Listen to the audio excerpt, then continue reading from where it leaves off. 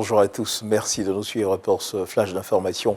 Une délégation de l'Olympique de Marseille, club de football de la ville de Marseille, a été reçue en audience hier vendredi par le Premier ministre Robert Begré-Mambé. Les échanges ont porté sur le développement de partenariats, notamment dans le domaine du football, mais également la promotion de la Côte d'Ivoire comme destination touristique. L'Olympique de Marseille, rappelons-le, qui a enregistré dans son effectif plusieurs joueurs, footballeurs d'origine ivoirienne, veut s'ancrer davantage en Côte d'Ivoire et contribuer au développement du football ivoirien. C'est ce que nous dit Alexis Ouedraogo. Le président de l'Olympique de Marseille, Pablo Longoria, a la primature ce vendredi.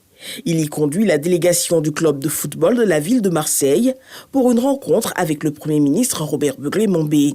Une séance de travail au cours de laquelle les différents projets et possibilités de partenariat entre la Côte d'Ivoire et le club sont visités. Comment on peut aider spécialement au développement du football ivoirien avec toute l'expérience qu'on a, mais avec l'étude et le respect toujours du contexte local. Autre sujet au centre des échanges, la promotion de la destination Côte d'Ivoire à travers Sublime Côte d'Ivoire, la stratégie de développement du tourisme ivoirien. Un projet de partenariat a été signé d'ailleurs dans ce sens entre le ministère du Tourisme et le club. Très fier d'être des ambassadeurs de la Côte d'Ivoire, mais spécialement ce qu'on est très fier, c'est de pouvoir promouvoir la Côte d'Ivoire comme destination touristique et de chercher, de partager tout ce qu'on est en train de vivre ici en Côte d'Ivoire. L'hospitalité, la bienveillance, comment le pays il est beau. Marseille, c'est une communauté de 26 millions de supporters qui sont dans le monde du digital et qui relaient l'information. Et c'est l'image de la Côte d'Ivoire qui est connue et qui rentre dans des milieux qui jusque-là nous restaient fermés. Et donc il faut noter qu'aujourd'hui, il y a une notoriété qui est rendue mesurable et qui est une notoriété qui grandit au sein de l'opinion française et internationale grâce à cette belle collaboration que nous appelons de tous nos voeux. L'Olympique de Marseille est l'un des plus grands clubs de football français et européen. Il a enregistré dans son effectif plusieurs footballeurs d'origine ivoirienne. Et l'actualité nationale dominée par le football, vous le savez bien, Cannes 2023, la Côte d'Ivoire croise le fer samedi 3 février 2024 avec le Mali pour le compte des quarts de finale. Et cette rencontre se déroula à Bouaké. Bouaké qui s'est réveillé très tôt ce matin, déjà paré aux couleurs nationales avec des supporters plus que jamais déterminés à accompagner leur équipe nationale jusqu'à la victoire. Nos reporters Samuel Meitch, Pascal Koné et Kiniboa sont donc à Bouaké. Ils nous font vivre justement l'ambiance qui prévaut avant ce match. Mali-Côte d'Ivoire, nous sommes à Bouaké, ici même au rond-point, non loin de la préfecture de police. Et vous voyez déjà donc la ville grouille de monde et la circulation a commencé à être intense. C'est jour de match aujourd'hui, quart de finale Mali-Côte d'Ivoire. Nous sommes naturellement dans la ville où les éléphants ont envie encore une fois de faire plaisir à leur 12e homme. Les supporters mobilisés comme jamais. Bouaké s'est paré de ses plus beaux habits et également donc la ville est dans une telle ferveur que vous n'imaginez pas.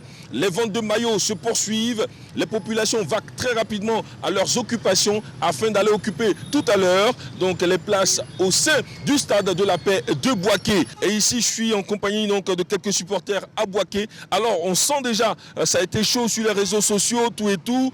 Nous sommes ici, jour de match. Quel est le message que vous avez envie de lancer? Bonjour déjà. Oui, bonjour. Je suis Silas Maïla, je suis conseiller municipal à Bouaké et leader de jeunesse. Il faut dire qu'aujourd'hui, il y a une forte mobilisation aujourd'hui des populations au niveau de Bouaké et même ceux qui ne sont pas à Bouaké.